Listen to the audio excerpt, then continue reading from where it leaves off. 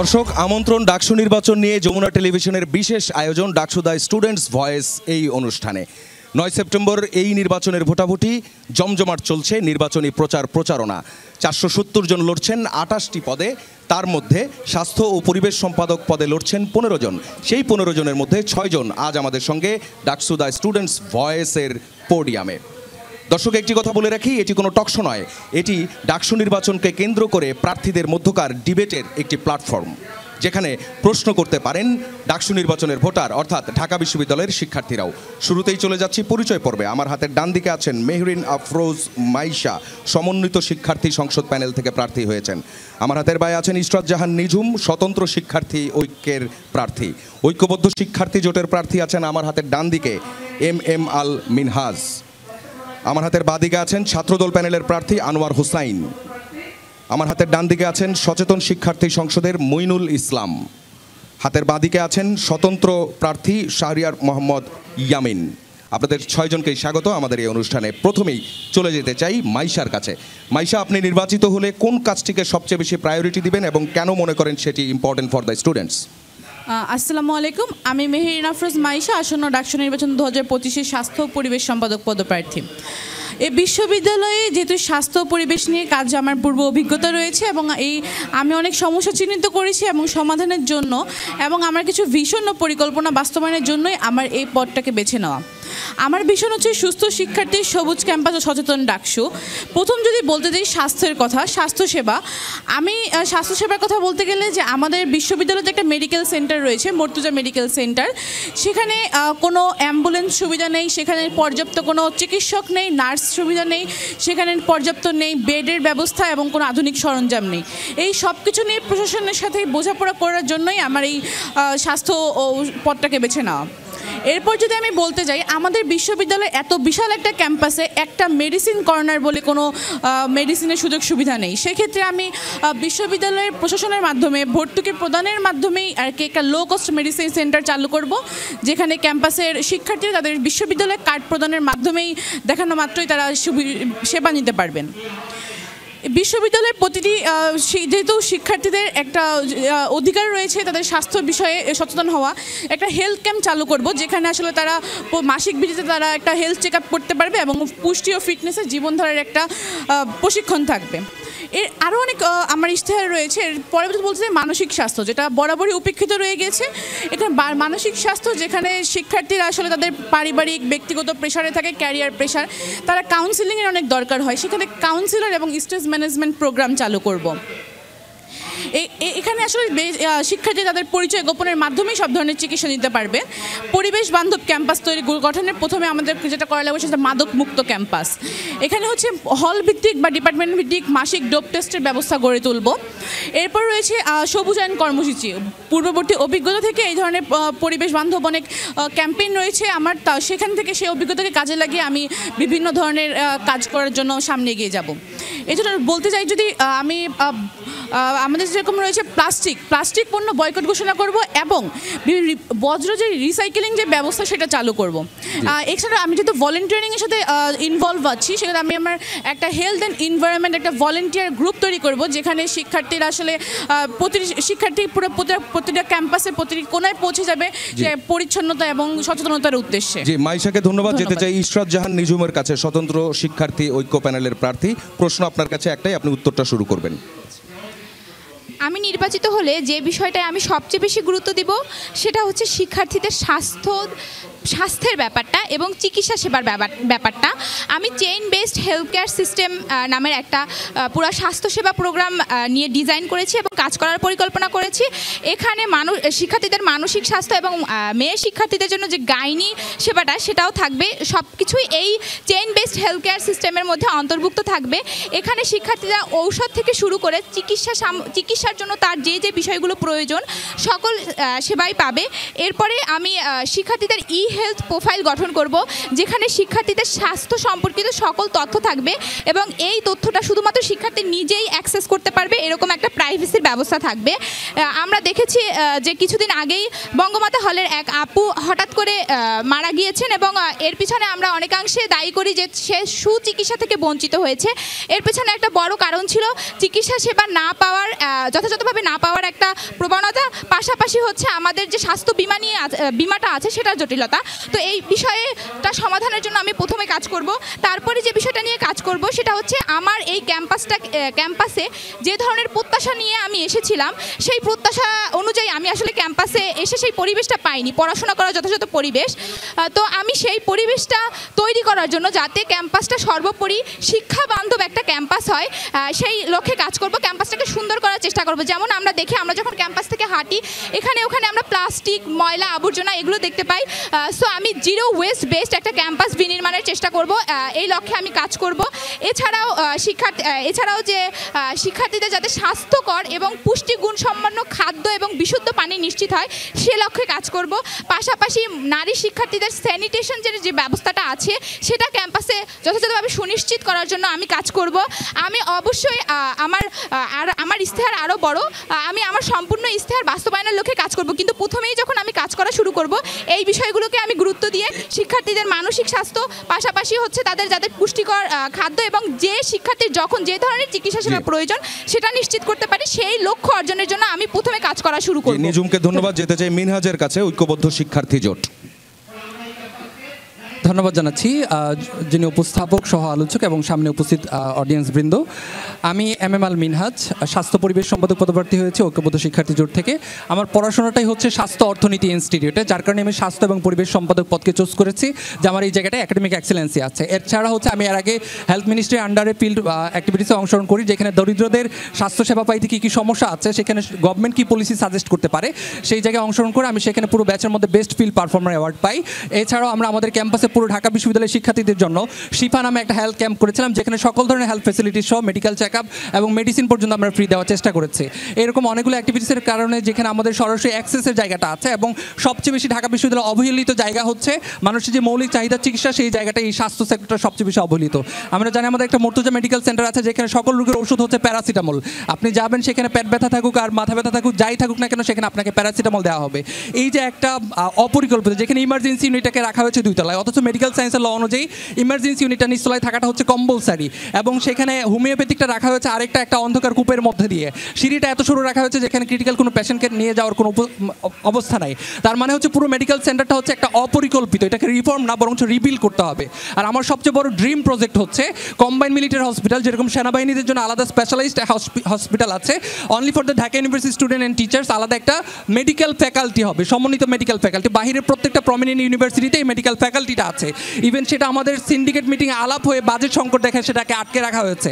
Even আমাদের university টিচাররা চাচ্ছে যদি আমরা স্টুডেন্টরা ভয়েস রেজ করতে পারি সেটা হয়ে যাবে। আমাদের এই মেডিকেল আধুনিকায়ন থেকে শুরু করে আমাদের যে অস্বাস্থ্যকর খাবার প্রত্যেকটা খাবারের ক্যান্টিনে, সেটার জন্য সামান্য একটা চেকলিস্ট যদি আমরা প্রণয়ন করতে পারি, যেখানে প্রত্যেক ভ্যান্ডরাই আমাদেরকে খাবার দেয়, সেই চেকলিস্ট যে এই জিনিসগুলো এনশিওর হলে আমরা বলবো যে এটা পুষ্টিকর খাবার, তাহলে কিন্তু আমাদের এই খাবারের পুষ্টি মানটা আমরা এনশিওর করতে পারবো। হেলথ ইন্স্যুরেন্সের জায়গাটা আমরা সবাই বলি যে এটা আমরা জটিলতা মোকাবেলা করব, বাট এই জটিলতাটা কিভাবে আমি মোকাবেলা করবো সেই জায়গাটা আমার একাডেমিক এক্সেলেন্সি আছে। আমি জানি how to deal with the problems.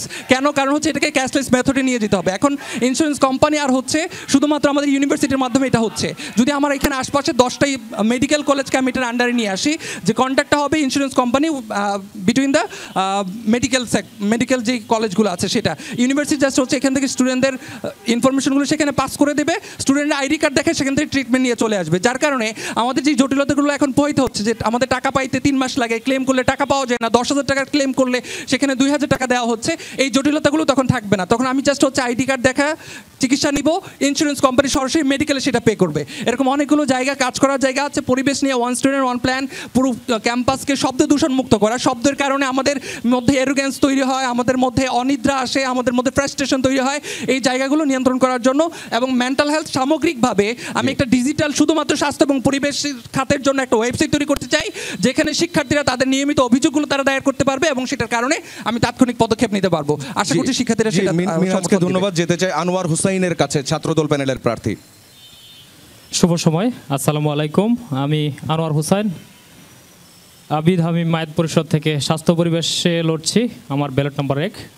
ধন্যবাদ যমুনা টেলিভিশনকে। আমি আমার যারা উপস্থিত হয়েছেন, আমার প্রতিনিধি যারা রয়েছেন, প্রথমে তাদেরও ধন্যবাদ জানাচ্ছি। তাদের কাছ থেকে যে ইশতেহারগুলো দেখতে পাচ্ছি, প্রত্যেকটা ইশতেহারই অন্তত ইউনিক। আমি আমার জায়গা থেকে তাদের যে ইশতেহার, সেই ইশতেহারগুলো নিয়েও কাজ করব। এখন আমাদের যে প্যানেল, সেই প্যানেল থেকে আমাদের অন্যতম আমাদের 10টি ইশতেহার রয়েছে। তোর মধ্যে 2টি ইশতেহার হচ্ছে মানসম্মত স্বাস্থ্যসেবা ও স্বাস্থ্য বীমা 1, নারী শিক্ষার্থীদের জন্য নিরাপদ ক্যাম্পাস 2।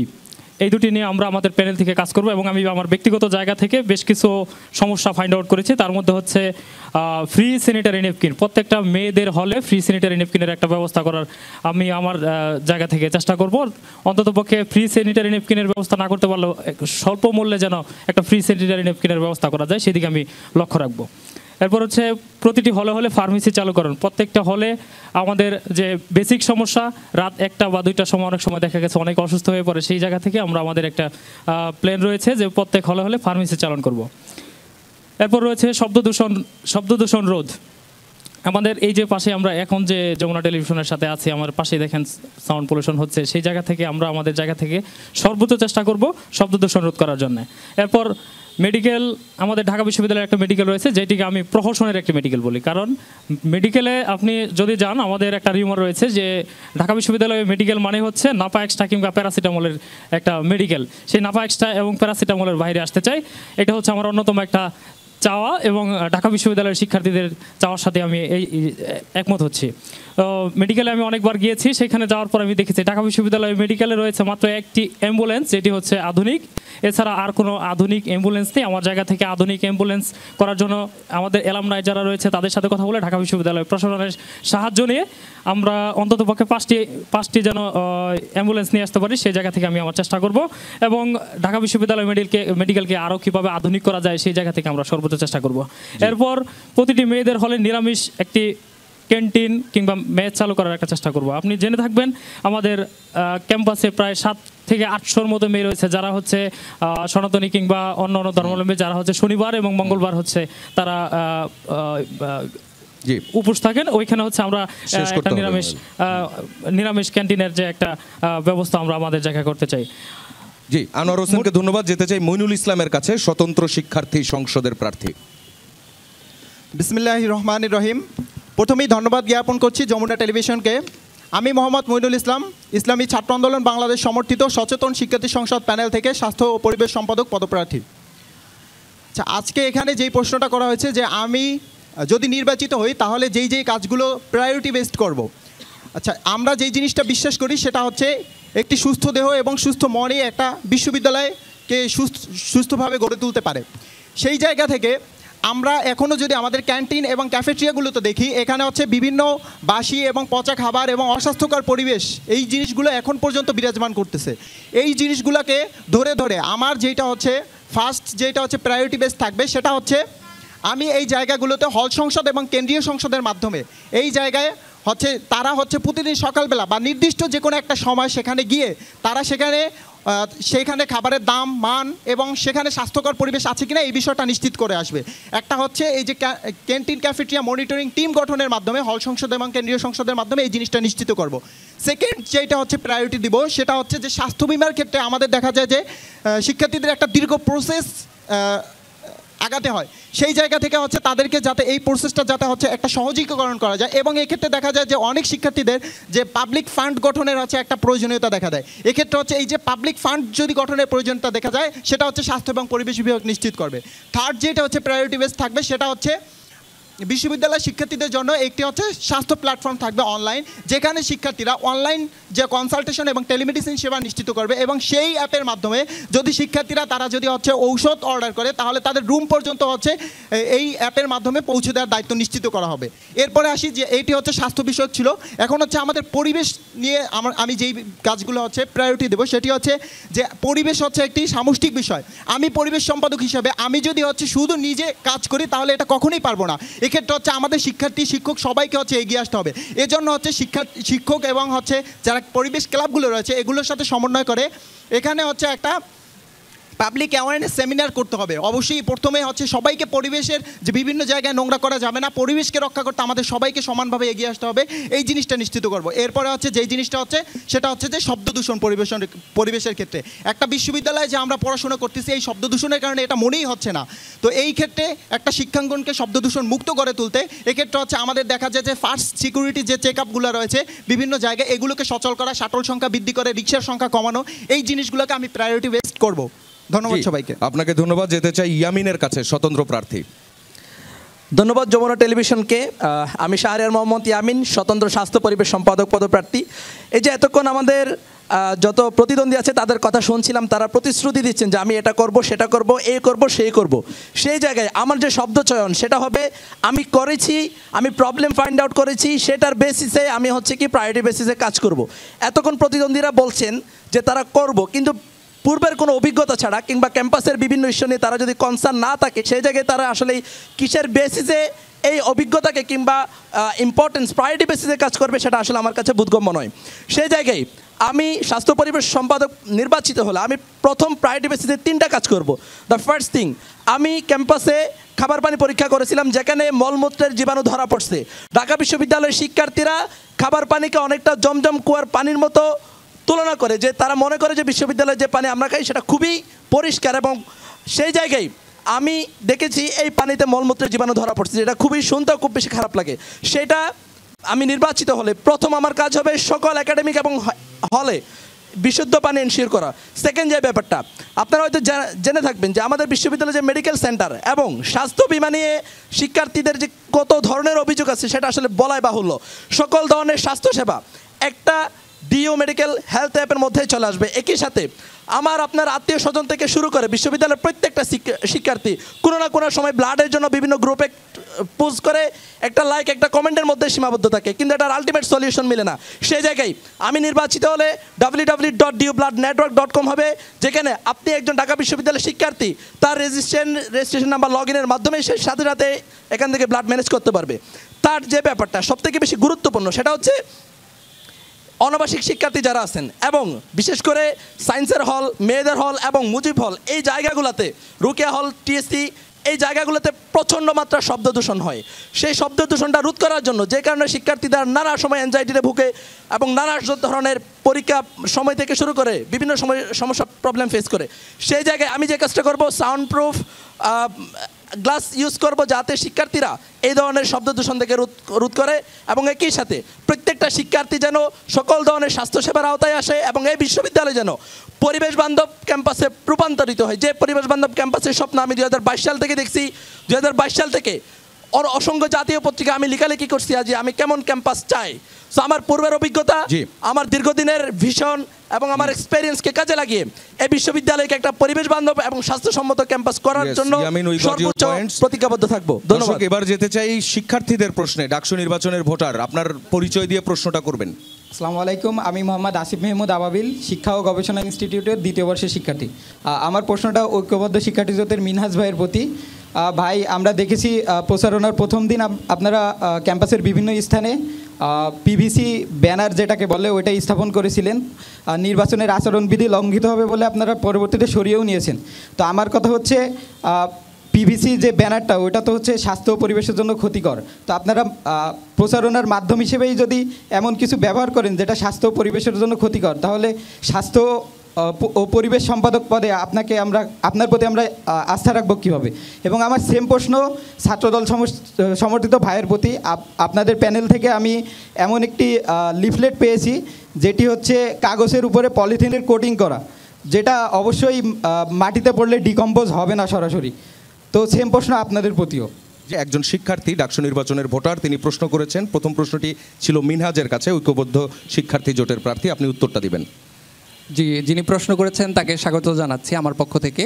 বিশেষত হচ্ছে যেহেতু এটা ডাকসু ইলেকশন, এই মুহূর্তে জাতীয় সবচেয়ে ইম্পর্টেন্ট একটা ইস্যুতে পরিণত হয়েছে।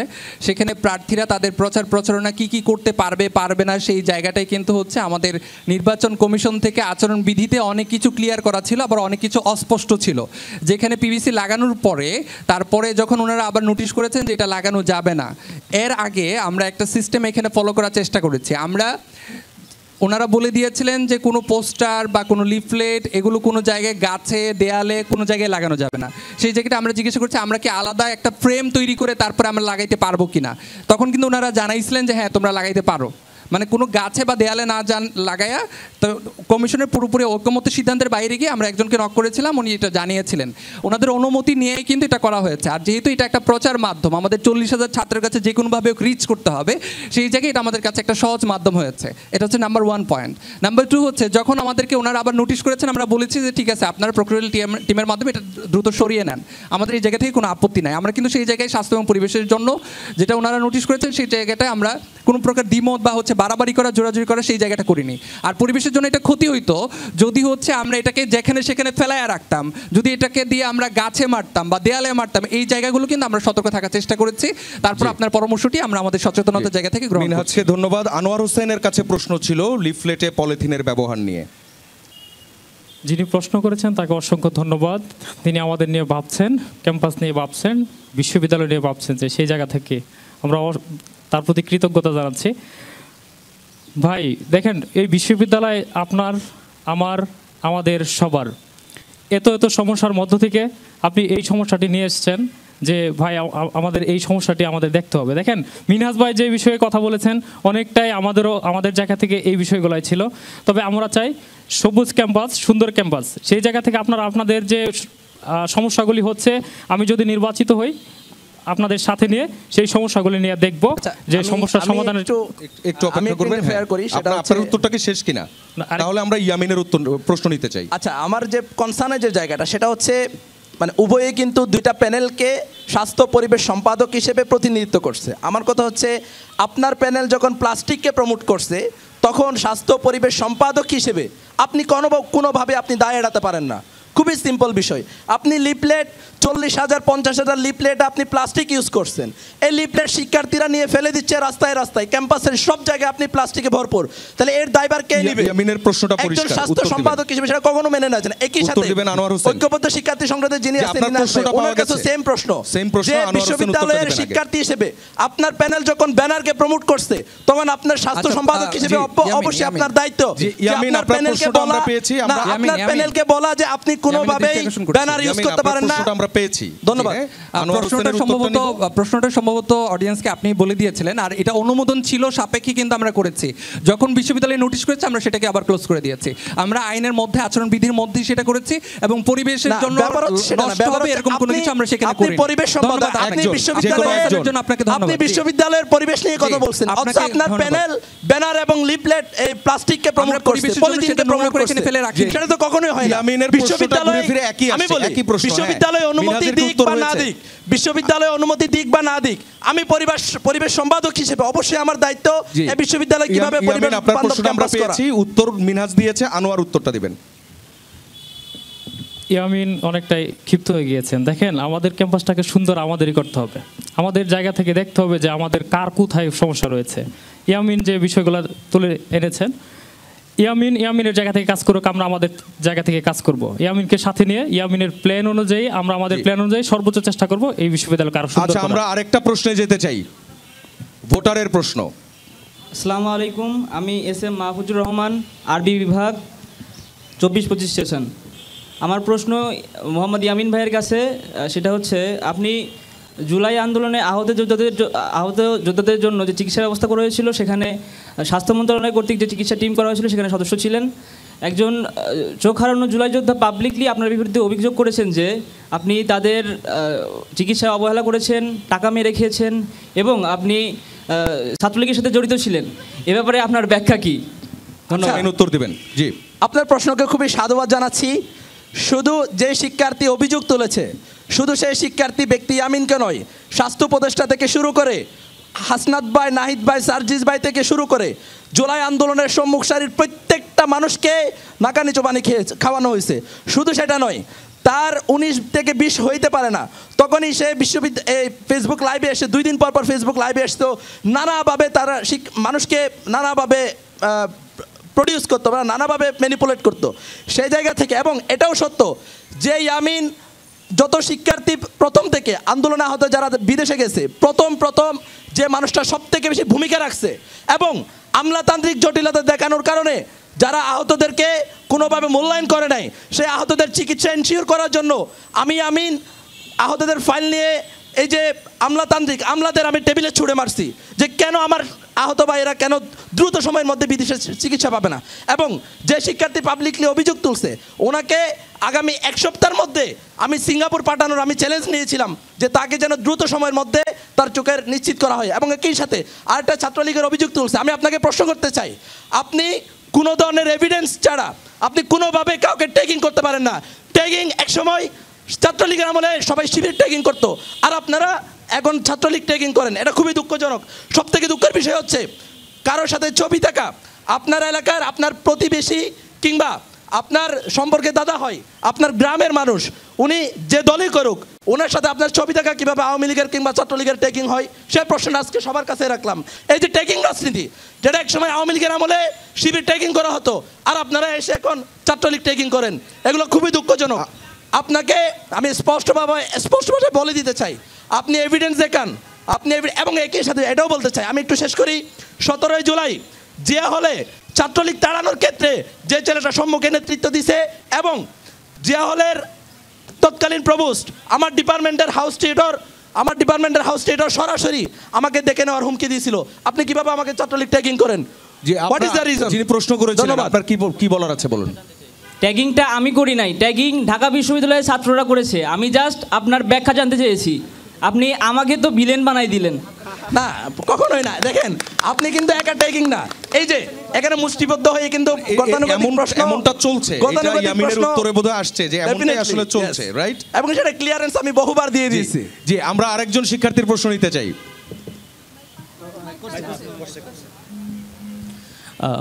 আমরা জুলাই আহতদের চিকিৎসার জন্য আপনি 50% ডিসকাউন্টের কথা বলেছিলেন ইডমেসিনা হসপিটালে। জুলাই আহতদের এটা ভুল ধারণা, এটা জুলাই আহতদের জন্য না, বিশ্ববিদ্যালয়ের শিক্ষার্থীদের জন্য। আমি বুঝেছি আপনার প্রশ্নটা। আমরা জাস্ট দেখেছি যে আপনি জাস্ট একটি ব্রাঞ্চের একজন ম্যানেজারের সাথে আপনি কথা বলেছিলেন, বাট কোনো ধরনের ট্রাস্টেড বডি বা অথরিটি কারোর সাথে আপনি আমরা এরকম কোনো প্রুফ পাইনি যে আপনি তাদের সাথে কথা বলেছেন, কিংবা আপনি জাস্ট একটা ছবি তুলেছেন ম্যানেজারের সাথে। তাহলে আপনি কেন এটা বললেন? আচ্ছা, আপনি যখন কোনো দাবি দেওয়া নিয়ে কোনো প্রতিষ্ঠানের কাছে যাবেন, ওই প্রতিষ্ঠানের নিশ্চয়ই একজন ফোকাল পার্সন আছে যার সাথে আপনি কথা বলবেন। ওই প্রতিষ্ঠানের একজন ফোকাল পার্সন যিনি এই সেক্টরগুলো দেখে, ওনার সাথে গিয়ে আমি আলাপ করছি যে আমাদের বিশ্ববিদ্যালয়ের শিক্ষার্থীদের স্বাস্থ্যের অবস্থা, স্বাস্থ্যের কোনো উন্নতি নাই, এবং হচ্ছে কি স্বাস্থ্য যে খাত সেটা খুবই খারাপ অবস্থা।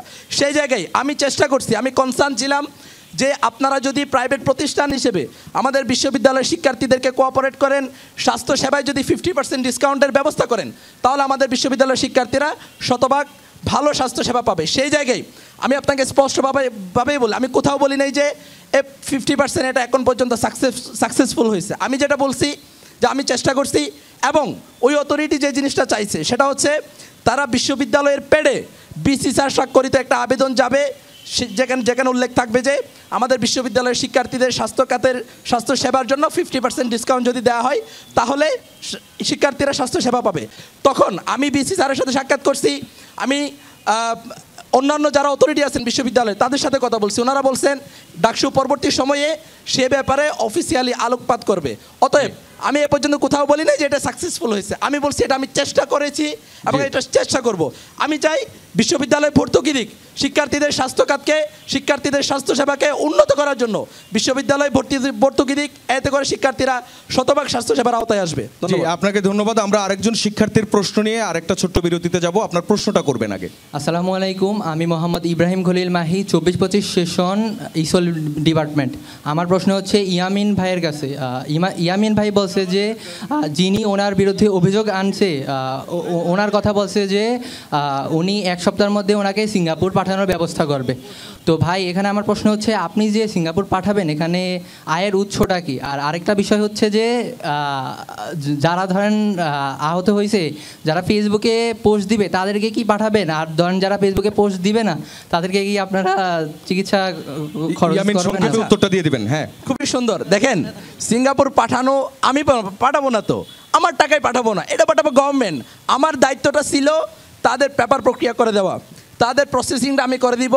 শিক্ষার্থীদের দেখেন যে দেশে সে চিকিৎসা যাবে, সে কোথায় যাবে, কার কাছে যাবে, তাদের ট্রিটমেন্ট প্ল্যানটা নিয়ে আসার দায়িত্বটা ছিল আমার, তাদের ভিসা প্রসেসিং করে দেওয়ার দায়িত্বটা ছিল আমার। অর্থাৎ গ্রাউন্ড ওয়ার্ক যেটা পেপার প্রক্রিয়ার যে কাজগুলো সেগুলো আমি করে দিব, সেগুলো আমি করে সব কিছু রেডি করে আমি যথাযথ কর্তৃপক্ষের কাছে ফাইলটা দিব, তারাই সেটা করবে।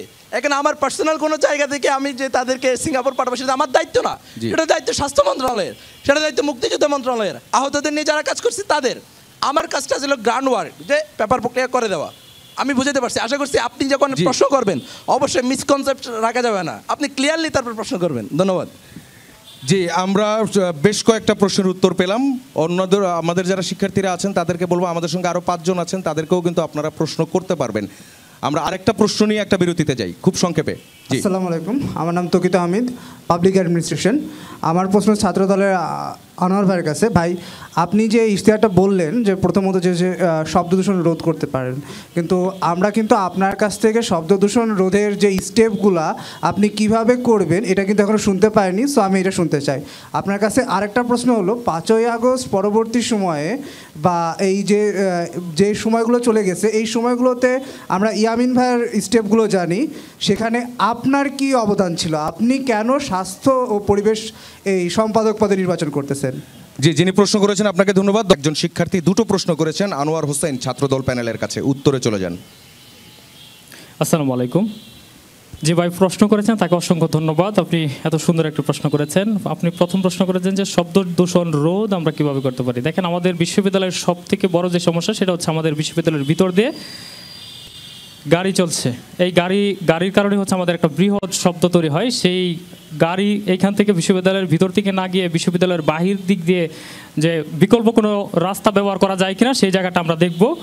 বিশ্ববিদ্যালয়ের প্রশাসনের সহযোগিতা নিয়ে সেই জায়গাটা আমরা দেখব যে বিকল্প কোনো রাস্তা বের করা যায় কিনা। এই একটা। আরেকটা বিষয় হচ্ছে যে সন্ধ্যার পর আমরা অধিকাংশ সময় যে টিএসসিতে কিংবা রুকিয়া হলের আশপাশে যে আমাদের প্রোগ্রামগুলো হয়, সেই প্রোগ্রামে মাইক কিংবা বক্স যে ব্যবহার করা হয় সেটার একটা নির্দিষ্ট রেঞ্জ পর্যন্ত আমরা দিতে চাই, যে এই রেঞ্জের মধ্যে হচ্ছে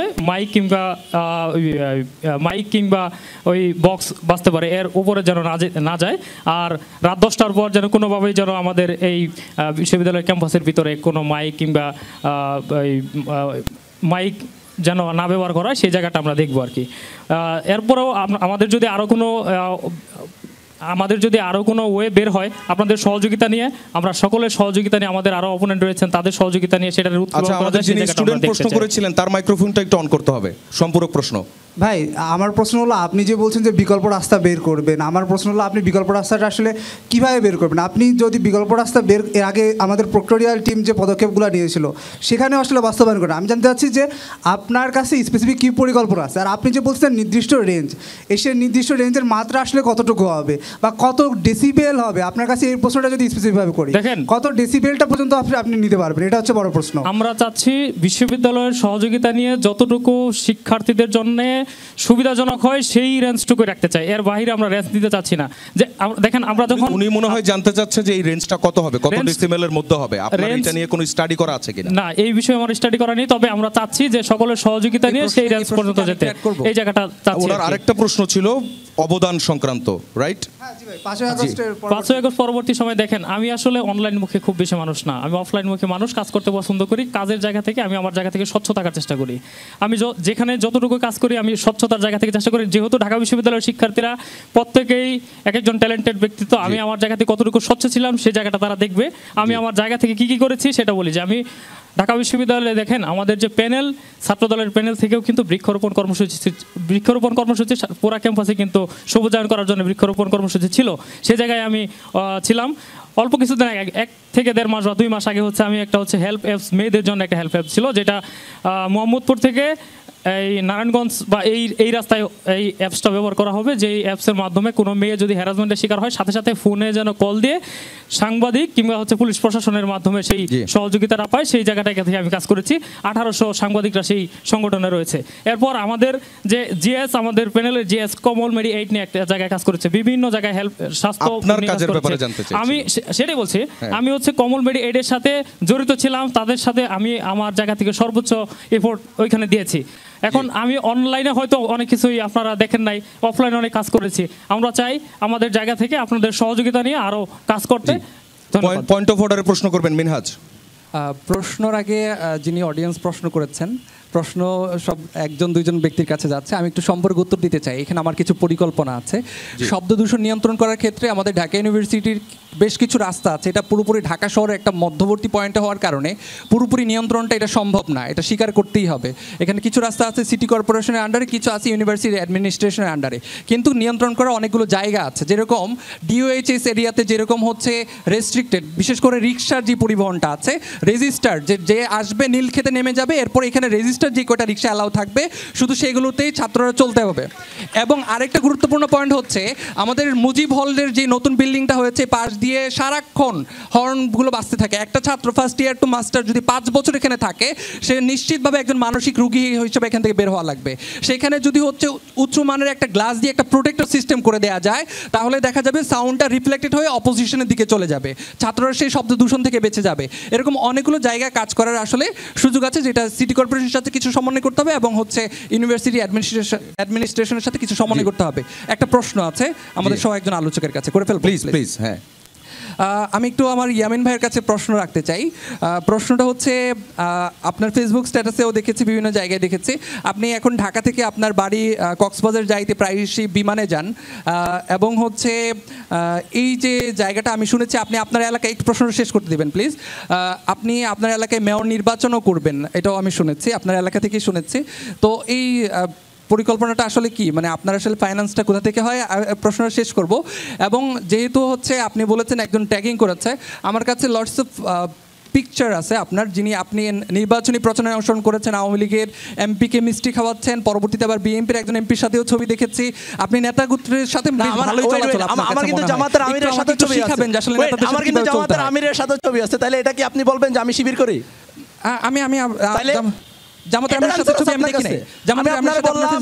জামাতের আমিরের সাথে আমার ছবি আছে, সাদিক ভাইয়ের সাথে আমার ছবি আছে, তাহলে কি আমি শিবির করি? সাদিক ভাইয়ের সাথে ছবিটা আপনি বলেছেন। আচ্ছা, আমি প্রশ্নের উত্তর দিই আগে। আমি আপনার নিজুমের প্রশ্নটা একটু নেই, আমরা নিজুমের প্রশ্নটা নেই। মানে বাংলাদেশের উচ্চপদস্থ যে মানুষগুলো আছে তাদের সাথে ছবি তুলে সেই ছবি দেখিয়ে আগে মানে আমি আপনাকে উত্তর দেব। শুনেন, আপনি কি সবার সাথে ছবি তুলে সুবিধা নিতে চান এরকম কিছু কি? আপনি যদি একজন প্রকৃতপক্ষে কাজ করার মানসিকতা থাকে, আপনার যদি একটা মানুষকে কনভিন্স করার ক্যাপাসিটি থাকে, আপনার যদি নেটওয়ার্কিং থাকে, আপনার তো উচিত প্রত্যেকটা দলের প্রত্যেকটা মানুষের সাথে আপনার সমন্বয় করতে হবে। আপনি কোনো কিছু এক্সিকিউট করতে পারবেন না। আমার তো বিএনপির সালাউদ্দিন সাহেবের সাথে আমার ছবি আছে। জুলাই গণঅভ্যুত্থানে আপনি আমার টাইমলাইনে কেটে দেখেন, আপনি যান, আপনি জিয়া হলে খোঁজ নেন, আপনি বাসায় গিয়ে ফেসবুকে স্ট্যাটাস দিয়েছেন, আপনি জিয়া হলে খোঁজ নেন। বাংলা ব্লকেট কর্মসূচির দিন মিন্টু রোডে, যেখানে সবথেকে বেশি গুরুত্বপূর্ণ স্থান, বাংলা ব্লকেট কর্মসূচি নেতৃত্বে দেওয়া ছেলেটা আমি।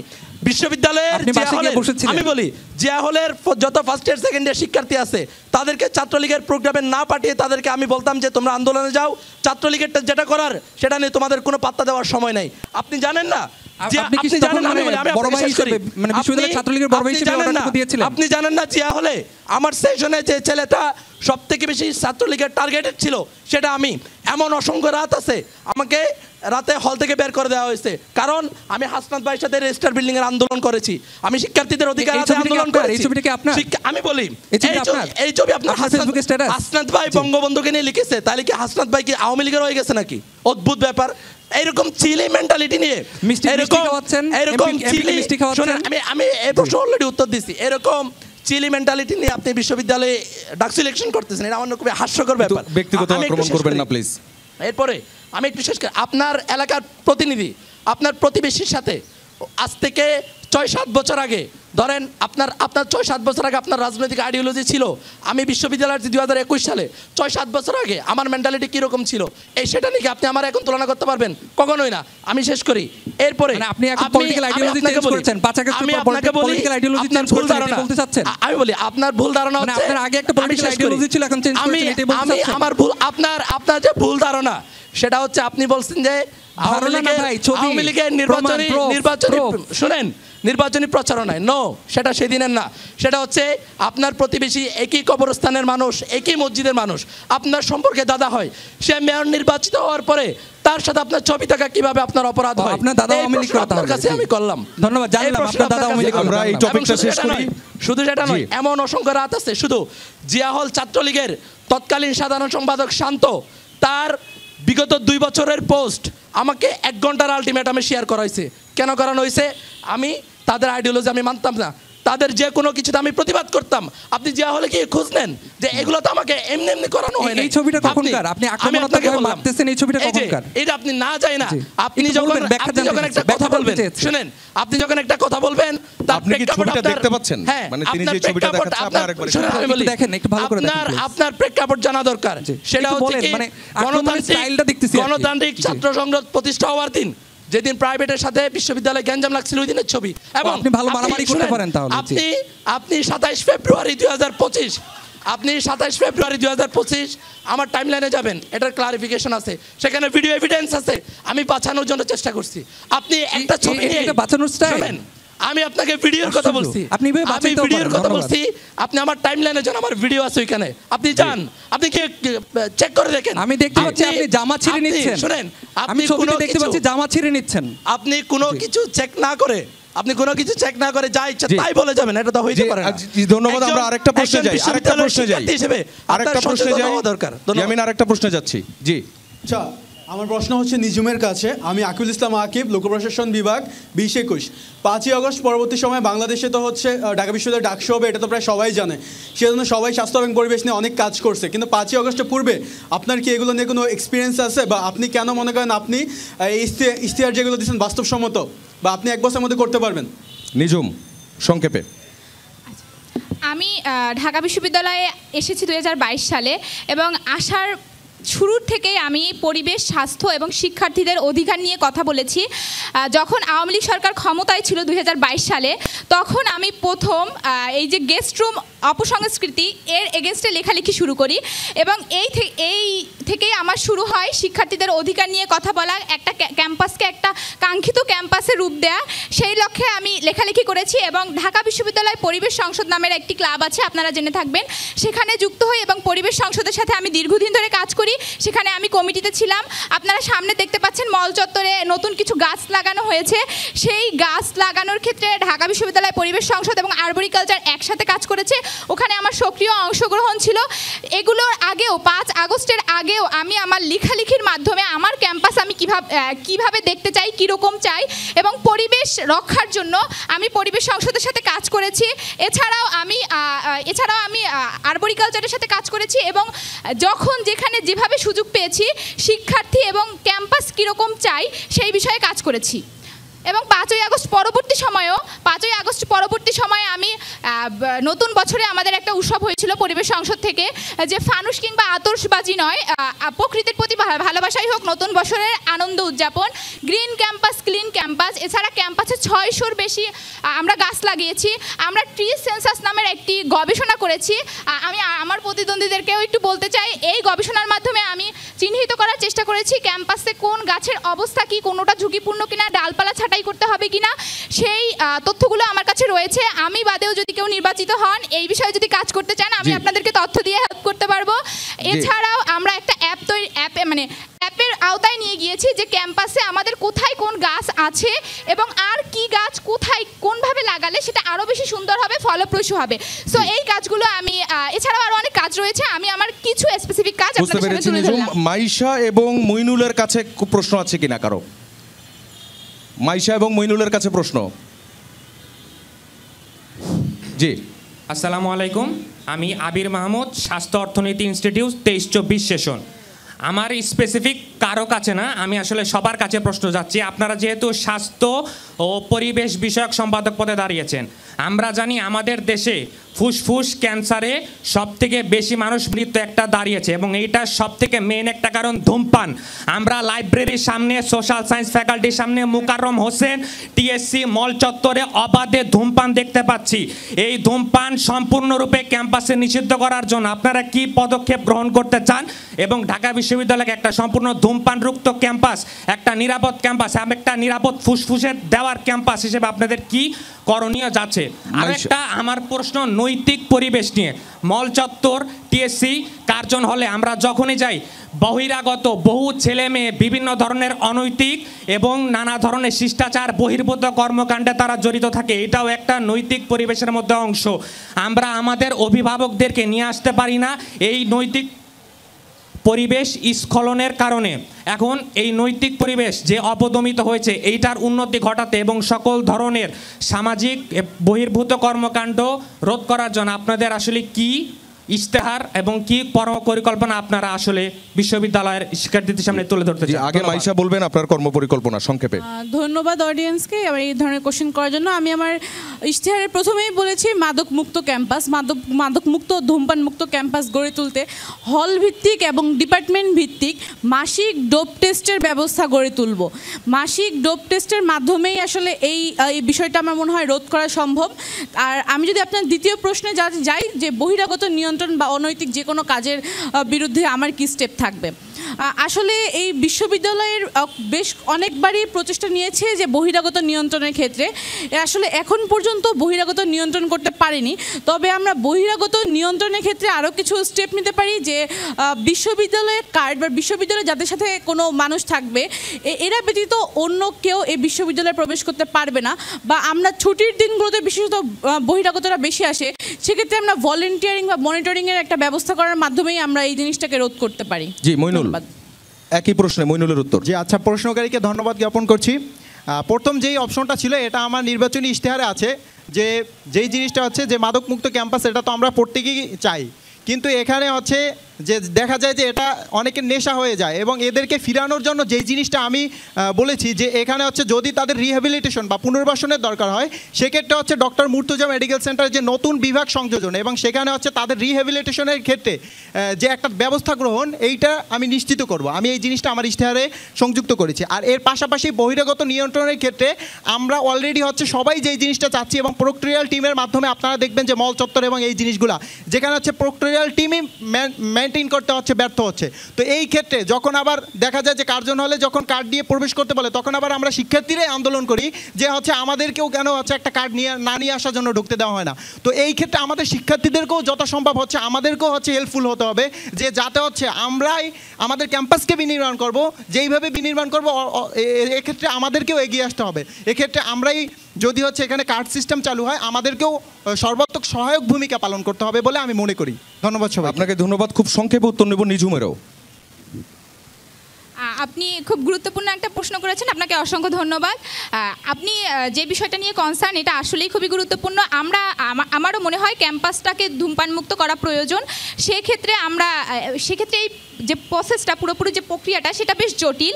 সেক্ষেত্রে আমরা শিক্ষার্থী এবং বিশ্ববিদ্যালয় কর্তৃপক্ষের সাথে আলোচনা করে একটা রোডম্যাপ তৈরি করে তারপরে আমি এই বিষয় নিয়ে কাজ করতে চাই। জি আরমান, একই প্রশ্নে আপনার কোন উত্তর? সবাইকেই প্রশ্ন করেছে ধূমপান মুক্ত করা এবং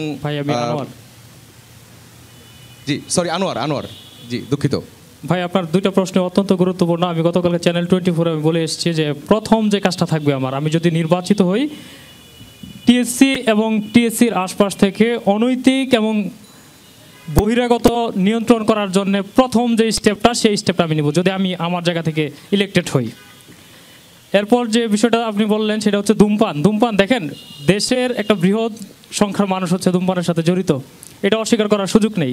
ধূমপানের আপনি দেখবেন সিগারেটের প্যাকেটের উপরে লেখা থাকে ধূমপান স্বাস্থ্যের জন্য ক্ষতিকর, ধূমপান ক্যান্সারের কারণ, তবুও কিন্তু মানুষ এই ধূমপান করছে। তো আমরা আমাদের জায়গা থেকে সর্বোচ্চ চেষ্টা করবো যে একটা স্মোকিং জোন করা যায় কিনা। স্মোকিং জোন এর বাহিরে যদি আসে তাহলে সেটার জন্য প্রশাসনের সাহায্য নিয়ে আমরা তার হচ্ছে একটা প্রবলেম হওয়ার কারণে তার হচ্ছে আমরা ফাইন করতে পারি। এই দুটা কাজ আমি করতে চাই। আনোয়ারকে ধন্যবাদ। যেতে চাই মিনহাজের কাছে। জি ধন্যবাদ জানাচ্ছি প্রশ্নকারীকে। মূলত হচ্ছে আনোয়ার ভাইয়ের সাথে আমি একমত পোষণ করব। প্রসঙ্গতভাবে হচ্ছে যিনি প্রশ্ন করেছেন আমারই ডিপার্টমেন্টের ছোট ভাই, আমি স্বাস্থ্য অর্থনীতিতেই পড়াশোনা করছি। আর এখানে যেটা করতে হবে যে আসলে মানে পুরোপুরি নিষিদ্ধ করে দেওয়া, এইভাবে এটাকে বন্ধ করার আসলে সুযোগ নাই। যেখানে আনোয়ার ভাই বললেন যে গায়ের মানে সিগারেটের গায়ে লেখা থাকে যেটাকে ক্যান্সারের রোগের কারণ হইতে পারে, ফুসফুসের জন্য ক্ষতিকর, তারপরে কিন্তু মানুষ এডিকশনের কারণে এটার মুখোমুখি হচ্ছে, যার কারণে স্মোকিং জোন হওয়ার বিকল্প নাই। এর বাইরে গিয়ে যেটা করতে হবে সিগারেট বাট কালেকশন বিন, যেটা ওয়েস্ট ডিসপোজালের জন্য আলাদা একটা সেগ্রিগেশন একটা পার্ট, এই নীতি বাস্তবায়নটা এখানে করতে পারলে তাহলে এটা অনেকটা নিয়ন্ত্রণ করা যাবে। এর বাইরে গিয়ে বহিরাগত নিয়ন্ত্রণটা আসলে এটা আমাদের জাহাঙ্গীরনগর বিশ্ববিদ্যালয়ের মতো কোনো পরিবেষ্টিত একটা ক্যাম্পাস না।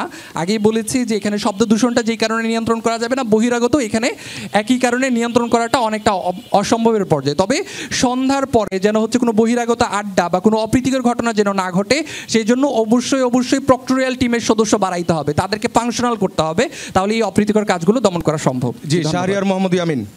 আচ্ছা, আপনার যে দুইটা প্রশ্ন, তার মধ্যে বহিরাগত রোধ সেটা আসলে একজন স্বাস্থ্য পরিবেশ সম্পাদকের ডিসিপ্লিনের মধ্যে পড়ে না, যেটা আমার ডিসিপ্লিনের মধ্যে পড়ে না সেটা আমি করব না। তবে বিশ্ববিদ্যালয় প্রশাসনের সাথে সমন্বয় করে প্রক্টোরিয়াল টিমকে যথাযথভাবে প্রেশার ক্রিয়েট করে যাতে বহিরাগত মুক্ত একটা বিশ্ববিদ্যালয় ক্যাম্পাস যেহেতু করা যায়, এবং একটা নির্দিষ্ট সময় যাতে বিশ্ববিদ্যালয়ের অ্যালামনাই যারা আছে তারা যেন তাদের কার্ড বা তাদের পরিচয় দিয়ে প্রবেশ করতে পারে, সেই ব্যবস্থাটা আমি করব। সেকেন্ড যে ব্যাপার সেটা হচ্ছে স্মোকিং করা বা অন্য যে কোনো কিছু, সেটা হচ্ছে তার সম্পূর্ণ ব্যক্তি স্বাধীনতা। আমি যদি ধূমপান মুক্ত বিশ্ববিদ্যালয়ের কথা বলি তখন সে মানবাধিকারের কথা নিয়ে আসতে পারে, কিংবা হচ্ছে কি তার স্বাধীনতায় হস্তক্ষেপের কথা নিয়ে আসতে বলে। সেই জায়গায় আমার যে জায়গাটা থাকবে সেটা হচ্ছে কি বিশ্ববিদ্যালয়ে বেশ কিছু স্মোকিং জোন থাকবে, সেখানেই তারা বিশ্ববিদ্যালয়ের শিক্ষার্থীরা যারা এই ধূমপান করে তারা সেখানেই করবে, অন্যান্য জায়গাগুলো যেন সেফ থাকে এবং আমাদের বিশ্ববিদ্যালয়ে আপনি লক্ষ্য রাখবেন। জি ইয়ামিন, আপনাকে ধন্যবাদ। আমাদের সঙ্গে যে 6 জন যোগ দিয়েছিলেন তা আপনাদের সবাইকে ধন্যবাদ, বিশেষ করে ধন্যবাদ যে ভোটাররা প্রশ্ন করেছেন। দর্শক, ডাকসু দ্য স্টুডেন্ট ভয়েস আজকের মতো এখানেই শেষ করছি। দেখা হবে আগামীকাল ঠিক একই জায়গায় একই সময়ে। আগামীকাল আমাদের সঙ্গে 6 জন জয়েন করবেন ক্যারিয়ার ডেভেলপমেন্ট সম্পাদক পদে যারা লড়ছেন। ততক্ষণ ভালো থাকবেন, সুস্থ থাকবেন, যমুনা টেলিভিশনের সঙ্গেই থাকবেন।